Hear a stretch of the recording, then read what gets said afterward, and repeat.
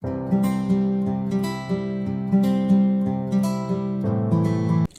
morning. Today I'm going to present a case of pleural effusion. I'm Dr. Gokul from Respiratory Medicine Department from Amrita, Kochi. A 60-year-old female housewife from Kollam presented to our OPD complaints of generalized tiredness, breathing difficulty and occasional cough for a period of 2 weeks. History of presenting illness. A 60-year-old lady presented with breathing difficulty, especially during walking, had dyspnea of exertion for almost 1.5 to 2 weeks, grade 3 MMRC associated with orthopnea. How do you grade by MMRC? There are actually 5 grades, sir. Grade 0, grade 1, grade 2, grade 3, grade 4. Grade 0 and the patient has dyspnea on exertion. Grade 1,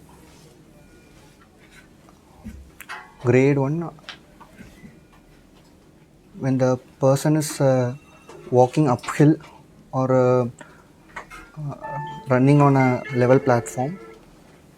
Grade 2, when the person develops dyspnea during normal activity when compared to a person of a same age. Then grade 3, when person develops dyspnea during walking less than 100 meters. Then grade 4, even rest itself. It is easy. All these things are MMRC or NVHA is very difficult to remember. The easiest thing is unaccustomed work, accustomed work, routine work and rest. So the 4 grades. Essence is same. Both condition, normally we don't go uphill every day. So it is very difficult to classify according to both MMRC and NVHA. But the content of both are same. Okay. So unaccustomed work, accustomed work, routine work and rest. Yes. Patient also had dyspnea was associated with orthopnea. She preferred to lie on her right side rather than left. Patient had complaints of occasional cough for a period of 2 weeks, which was dry in nature, no aggravating or relieving factors, no diurnal or postural variation of cough also. She also had complaints of generalized tiredness with loss of appetite for a period of 1 month.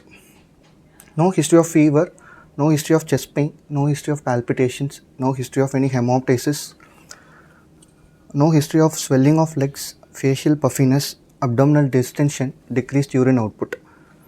No history of any dysphagia or hoarseness of voice. So what all things you are trying to rule out by taking all these negative histories? Sir, history of dysphagia and hoarseness of voice can correspond to any tumor or malignancy which can present in the lungs. In case of any Pancoast tumor which is present in the apex of the lung, can compress the recurrent laryngeal nerve which will cause hoarseness of voice. Any esophageal compression by any lung malignancy could lead to dysphagia. Then pedal edema, swelling of legs and facial puffiness and abdominal distension. Patient who are having associated cardiac symptom, that is cardiac failure, can present with volume overload with pedal edema, abdominal distension, basal failure, anemia, hypoalbuminemia, hypothyroidism, all these things you can have generalized edema with breathlessness. Coming to past history, patient had underwent thyroid nodule removal 20 years back. Total thyroidectomy was done in 2016, almost 8 years back, sir. Histopathology revealed no cancer or no malignancy. Patients on thyroxine supplement taking 62.5 micrograms daily from 2016. Patient was diagnosed with invasive carcinoma breast with pulmonary mets in 2019. Patient has already undergone chemotherapy and radiotherapy also. So right modified radical mastectomy was done in 2019, 5 years back. Is there any upper limb edema in this patient? No, sir. No. No, sir. If it is there, what will you suspect? What will you suspect? Lymphedema due to removal of axillary nodes. Second thing is, so that's a chronic condition. Acutely, if the patient develops upper limb edema, neck swelling, breathing difficulty, SVC SVC obstruction. In that condition, what will happen to the limb? If you try to elevate, what will happen? Flushing and worsening of Plethora symptoms. phase. Okay. And it will not drain at all. And even if you lift your upper limb, if there is an obstruction to the SVC, it will not drain at all. Then coming to the family history, she's born. What is that sign called as? Compartment sign. Coming to the family history, she was born to a non-consanguineous marriage. Mother died due to history of breast cancer. Okay. She had one sister who also has the family history of breast cancer. She's married and have 2 children, P2, L2, and normal vaginal delivery. No history of no other family history of any asthma, pulmonary TB, or allergic rhinitis. Coming to the personal history, she's a non-smoker, non-alcoholic, consumes mixed diet. She's been having decreased sleep and appetite for a period of time, almost 2 months. Okay. Taking medications for that, Alprax 0.5 mg HS. Normal bowel and bladder habits. Okay. Coming to the occupational history, exposure to biomass fuel is there for almost 20 years. No exposure to any pet animals, dust, or any other organic fumes and thing. Treatment history, she's So what do you want to rule out by taking all these organic fumes, all these things? any history of exposure to any allergens, HP, hypersensitive pneumonitis, Okay. ILDs could be ruled out. Okay. Malignancy, anything you want to rule out? Any chronic exposure? Asbestos. Nowadays it is not there. They are near to some factories, it can be used. Otherwise, nowadays we don't use asbestos at all. Treatment history, for the past 5 years she is not on any treatment for this carcinoma breast after the chemo and radio in 2019 on regular follow-up.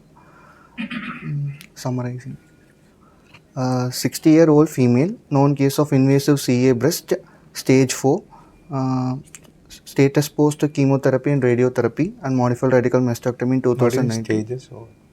What stage you are telling? Stage 4. FAB. Sir? FAB stage. FAB staging.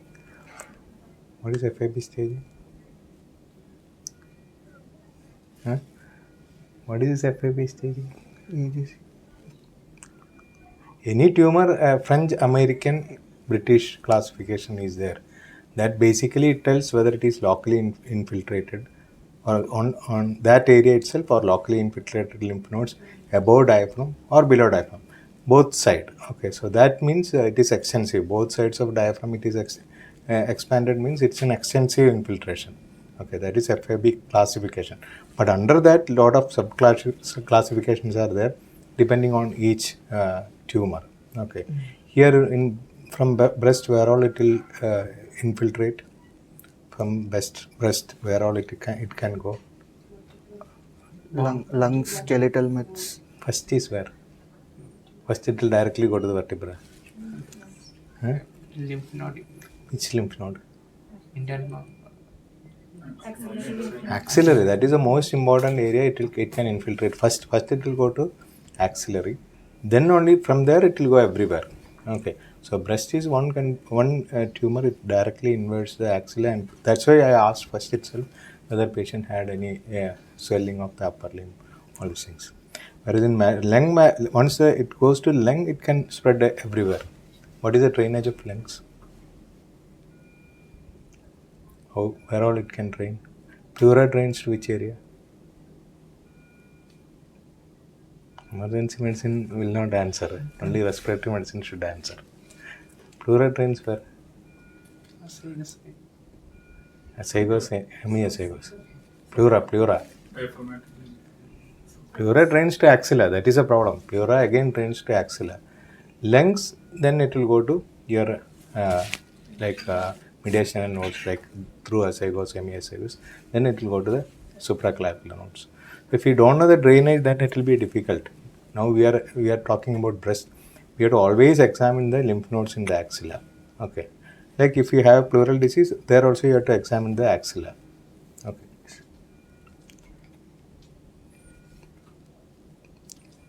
Summarizing, 60-year-old female, known case of invasive CA breast, status post chemo and radio, modified radical mastectomy, presented complaints of breathing difficulty. What are the complication cough. of radiotherapy in the breast?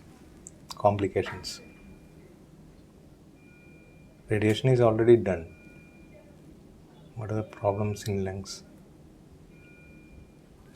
Radiation Fibrosis. The most fibrosis. important complication, lung complication of focal radiation is lung fibrosis. And again, lymph nodes can get damaged. Again, lymphatic obstruction can be there. Okay. Presented complaints of breathing difficulty, cough, generalized tiredness for almost 2 weeks.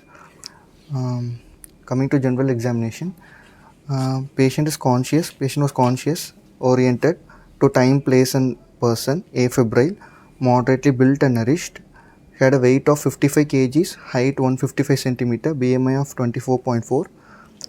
Pulse rate was 102 per minute, regular in rhythm, with normal volume and character. No radiofemoral, radioradial delay. Respiratory rate was 21 per minute, abdominothoracic. Her BP was 110/70 mm mercury in sitting position in the right upper limb. Her saturation was only 19 room, so she was initiated on 1 liter oxygen. She was maintaining 94 to 90. 1 liter. With 95, she was maintaining with 1 liter with nasal prongs. So tell me something about oxygen therapy in emergency room. Where all you use? How much liters of oxygen you give for each type of patient? If there's a type 1 respiratory failure where hypoxia is there, you initiate on oxygen 2. How much oxygen? You are given 1 liter oxygen in this patient. What is a normal room air oxygen? How much you can give to maintain room air oxygen percentage? Normal room air oxygen 91% effective, meaning at least 2 liters of At least 2 liters we have to keep. There is a minimum oxygen we should start. Okay. But after 1 liter you are telling it has become 95. Then it is well and good. But minimum oxygen to be started for any patient should be 2 liters. Okay.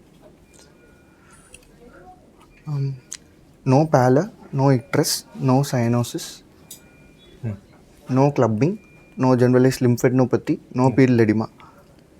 Coming to the head to toe examination, there was a horizontal incision over the lower neck, incision over the right anterior chest wall also. ICD in situ over the right mid-axillary line along the 5th intercostal space.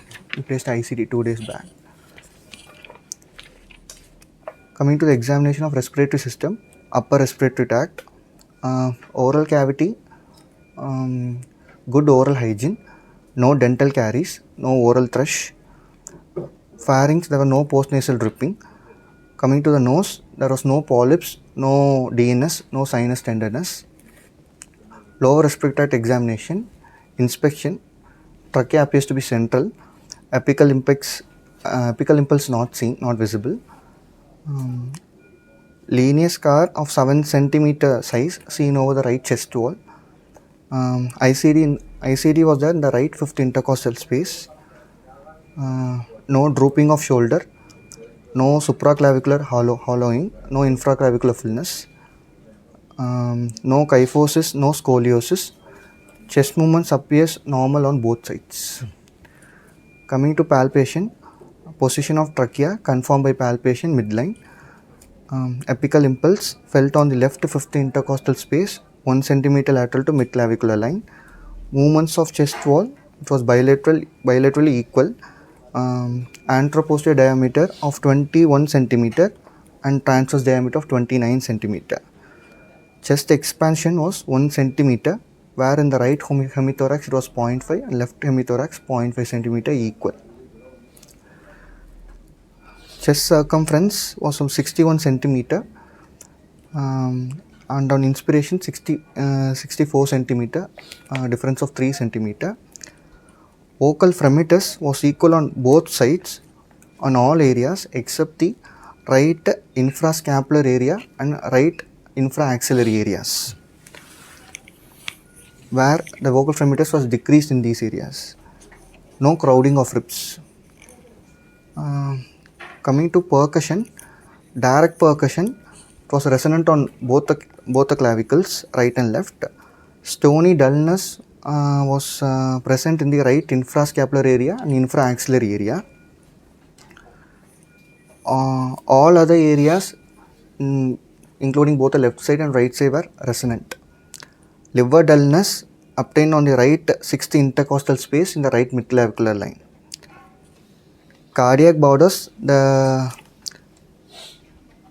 right border over the right sternal end, left border along the apical impulse. Trop space was tympanic on percussion. Coming to the auscultation, decreased breath sounds were heard over the right infrascapular and right infraaxillary areas. Rest all areas, normal vesicular breath sounds were equally heard. Vocal resonance was decreased over the right infrascapular and right infraaxillary area. No other adventitious sounds. Coming to other system examination, CVS examination, S1, S2 present, no murmurs heard, no parasternal heave or no palpable P2. Per abdomen examination was soft, non-tender, no organomegaly, no ascites. CNS, no focal neurological deficit. Summarizing final diagnosis. Right moderate pleural effusion, probably a malignant effusion with history of carcinoma breast, surgical pros, chemotherapy, radiotherapy, and modified radical mastectomy. Underlying background of hypothyroidism. How do you know that it is malignant effusion? Sir, we did the ultrasound guided thoracentesis. Atypical cell was present, malignant cells. When you see the fluid, can you make out it Yes, is sir. It's a hemorrhagic fluid. hemorrhagic? What is the difference between traumatic and hemorrhagic fluid? Traumatic fluid. Traumatic means initially it will be okay, and if you keep it for some times, it will settle. Whereas hemorrhagic, it will become continuously blood only. Okay. Now you are told about lung findings. One question can be asked for you is what are the surface marking of your interlobar fissures? If you know that, you can tell which is anterior chest, which is posterior chest, like that. Predominantly posterior chest is like your lower lobe. Can you tell about horizontal fissure and oblique fissure surface marking? Is it possible? It is not possible for emergency medicine, but respiratory medicine PG should answer. Oblique fissure starts from C2 and mid-axillary line it will be somewhere around 5th rib. Anteriorly it will be in the 4th intercostal space. From there, if you directly draw a line, then there you can get the middle lobe. So right side, upper part of the axilla will be upper lobe and middle part will be middle lobe. Lower lobe may not be seen at all in the right side or minimal will be there. Anteriorly it will be predominantly upper lobe. Posteriorly it will be predominantly lower lobe. So whatever finding you are getting in the posterior part of the lung is predominantly lower lobe. And how do you know that this is pleural effusion, or now you know that you have put a tube and you know that it is fluid only. There is no question about that. But when you are clinically examining a case, how do you know that it is fluid? Stony dullness, reduced breath sound, all these things are there. But even then, what else you have to perform to make sure that it is fluid? You have to take a basic chest X-ray, sir. Yeah, before that. Examination, they will not allow you to take X-ray. Oh, they will give you the X-ray afterwards. Percussion. What is tidal percussion? So there are lesions above the diaphragm, there are lesions below the diaphragm. How do you know that lesion is below the diaphragm? If suppose you have a liver mass, liver abscess, you get same finding. So how do you know that? You have to start percussing from the first intercostal space. We have to make out a point where the intercostal space will be able to make out the dullness. Okay. So Then after ask that, patient deep to bring in. inspiration. So if it is shifting down, then it is below diaphragm. Below If diaphragm. it is not shifting down, then it is above diaphragm. Then what is Light's criteria? Light's criteria is used to differentiate a pleural fluid, whether it's a transudative or it's exudative fluid. There are three things to be noted. If the pleural fluid LDH is the pleural fluid, the ratio of pleural fluid LDH by serum LDH, First if it is is greater, protein, then LDH, then only the ratio comes. pleural fluid protein by serum protein if it is greater than 0.5, Okay. pleural fluid LDH by serum LDH if it is greater than 0.6, or pleural fluid LDH if it is greater than 2/3 of the serum LDH. Okay. If either any one fits into these three criteria, we can classify that it's exudative So fluid. that is Light's criteria, which can tell you whether it is exudative or transudative. Okay. What are the conditions you get bilateral pleural effusion? Mostly these transudative infusions such as systemic conditions, cardiac failure, liver cirrhosis, Okay. DCLD patients, Okay. then kidney failure patients, CKD patients will be mostly getting bilateral. What is infusion. polycirrhosis? Which condition you get polycirrhosis? In connective tissue disorders, Connective SLE, tissue. SLE rheumatoid is a classical arthritis. condition. Connective tissue disorders, many will get. Even rheumatoid arthritis also you can get. So there all you get polycirrhosis. Even hypoalbuminemia also you can get finding similar to polycirrhosis. Which all conditions you get left-sided pleural effusion? Isolated left-sided pleural effusion can be due to infection other than infections. Meek syndrome is right-sided pleural effusion. Other condition is left. Esophageal rupture, pancreatitis. Okay, pancreatitis and esophageal Esophageal rupture. One more condition, pericarditis, pericardial effusion. What is Meek syndrome? Ovarian fibroma. Right-sided. One more is there, ovarian fibroma, right pleural effusion and ascites. What is pseudo-Meek syndrome? Pseudo-Meek syndrome. They should know. Emergency medicine, they should. But respiratory doctor should know. Pseudo-Meek syndrome is malignancy related. There are first one it is benign. Second one it is malignancy. Okay. Now what happened to this patient? How do you manage this case? Somebody is coming with breathlessness because of pleural effusion. You are suspecting it is malignancy. Patient actually initially presented with acute breathing difficulties, sir. We took a ABG. It was showing type 1 respiratory failure. PO2 was only 56, SO2 was only 89. Okay. So we started on 1 liter oxygen. We admitted the patient. OP itself, we did the ultrasound guided therapeutic and diagnostic thoracentesis. Okay. Fluid study was showing How much fluid you can remove in this patient? maximum, we removed 1.1 liters, sir. Maximum 1 What to 1.2. complications you can anticipate while you are removing the fluid? Re-expansion, pulmonary edema could That occur. is the most dangerous problem. Okay, other things are minor. You can get infection, you can get pneumothorax. Pneumothorax is not minor, you have to take an X-ray and rule out. But re-expansion pulmonary edema patient suddenly deteriorates when you are tapping massive amount like this. So we did a ultrasound guided diagnostic and both therapeutic thoracentesis. We removed around 1.1 liters of hemorrhagic pleural fluid. Okay. Pleural fluid study was showing lymphocyte predominant, low ADA, exudative effusion. What is your comment on ADA? ADA was very low, sir. Most ADA was 11. What is the importance of ADA? ADA could be What is raised ADA? in certain conditions like tuberculosis. What is ADA? Adenosine deaminase. What happens to ADA in various conditions? In conditions like TB, ADA plays a significant role, where greater than 40 would be. What are the other conditions ADA can be elevated? Rheumatoid arthritis. Rheumatoid arthritis, then Any other infections? any infection infections, ADA can be significantly elevated. Suppose it is empy, like pus in the pleural cavity, that itself can elevate ADA. Okay, if you are getting a clear fluid, then ADA is elevated, associated with clinical suspicion of tuberculosis, then that goes in favor of TB. Okay, so ADA is low here. 11. Okay, then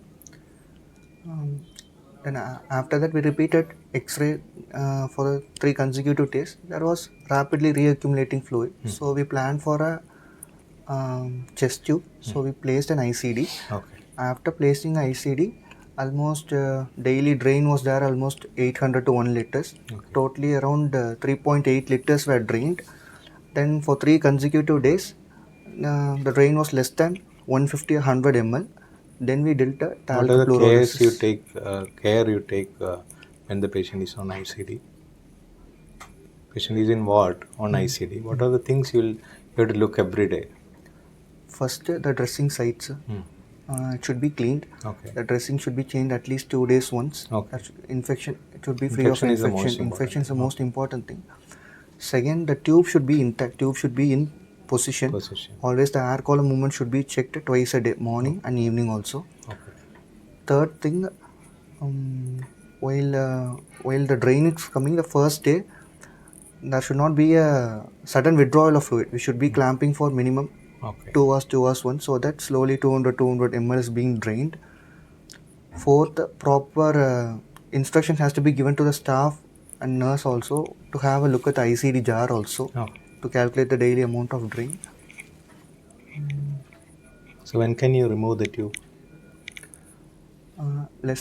Normally when the drain is less than 100 ml for 3 consecutive days, we plan for you can clamp and possibly try to remove. Okay. Then what happened afterwards? What treatment is given for this patient who is having ICD, suspected malignancy, malignant cells are positive?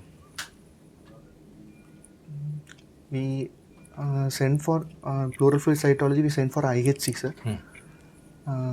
Then we sought a medical onco consultation also. Okay. What happened to the IHC? Came for adenocarcinoma. So same thing, previous? Yes, sir. Started on geftinib. Okay.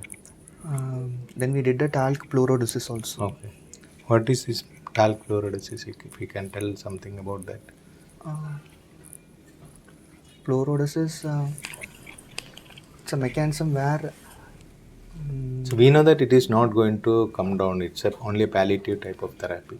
It's going to increase every day. If you don't do anything, every day it will increase. So what simple thing you can do is stick both the pleura together or remove the pleura. Okay, easiest is to stick the pleura together. So what is the procedure? Normally we talc is available in 2 bottles. Okay. We take almost 40 ml of talc. We mix it with almost good sterile water. Normal saline. Then we inject 20 ml of ligno into the tube for a pain relief purpose. Then we inject this 80 ml of talc mixed with normal saline into the ICD tube. We wait for almost 2 to 3 hours. For this first 2 to 3 hours, the ICD distal site should be clamped so that the talc material does not come out, and we should wait for the talc to act between the pleural cavity. We should address the patient and bystanders also. There could be pain, fever due to the inflammation, and any NSAID should be avoided because that inflammation process could be interfered. Okay. So if any pain or fever is there, it could be managed only conservatively. No paracetamol NSAID should be given. Okay. And after 3 hours, we could unclamp it. Okay. What happened to this patient afterwards? Is patient improved or? Patient improved. Patient improved. Okay. So he's on anti-tumor medication. Yes, sir. Okay. Anything else you want to add? Okay. Thank you.